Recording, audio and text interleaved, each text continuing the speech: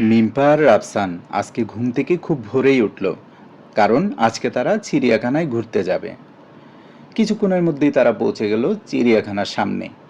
চিড়িয়াখানার সামনে গিয়ে রাফসান আর মিম্পা তো অনেক খুশি। আজকে তারা অনেক কিছু দেখবে। কিছুক্ষণ তারা চিড়িয়াখানার সামনে দাঁড়িয়ে সেলফি তুললো, পিকচার তুললো। এরপর তারা চিড়িয়াখানার ভিতরে ঢুকে গেল। ঢুকে মাত্রই তারা দেখলো বানরকে।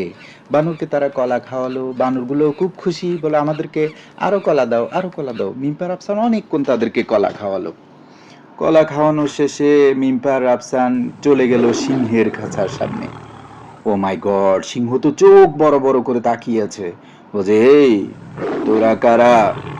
এরপর রাফসান মিম্পা সিংহকে মাংস খাওয়ালো। সিংহ অনেক খুশি। তারাও খুশি হয়ে চলে গেল জেব্রা, জিরাফ, হাতি এদের খাঁচার সামনে। অনেক মজা করলো, মানে অনেক কথা বললো। জেব্রার সাথে কথা বললো, জিরাফের সাথে কথা বললো, হাতির সাথে কথা বললো। এরপর তারা খুব ক্ষুধার্ত হয়ে গেল। তারপর তারা গিয়ে বসলো একটা গাছের নিচে। ওখানে পাখির গান শুনতে শুনতে দুজনে অনেক নাস্তা করলো। চিকেন ফ্রাই, লাচ্ছি, ঠান্ডা পানি, পিৎজা এসব খেয়ে তারা আবার চলে গেল সিংহের খাঁচার সামনে। সিংহ বলে, কিরে তোরা আবার এসেছিস? রাফসান বলল, তোমার জন্য মাংস নিয়ে এসেছি, খাও খাও, রাগ করিও না।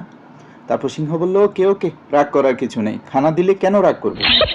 এরপর তারা তো ঘুরলো ফিরলো, দেখলো সিংহকেও দেখলো, অনেক পশু পাখিকেও দেখলো। এরপর রাফসান মিম্পার আম্মু এসে বলল, চলো অনেক ঘুরেছো, এখন বাড়িতে চলে যাওয়া যাক, পড়ালেখা করতে হবে, শুধু ঘুরলে কি হবে। এরপর তারা হাসি খুশি মনে বাড়ির দিকে রওনা দিল। চিড়িয়াখানায় ঘুরতে যাওয়ার মজা অনেক অনেক বেশি, সেটা আজ রাফসান আর মিম্পা ভালোভাবেই বুঝতে পারলো।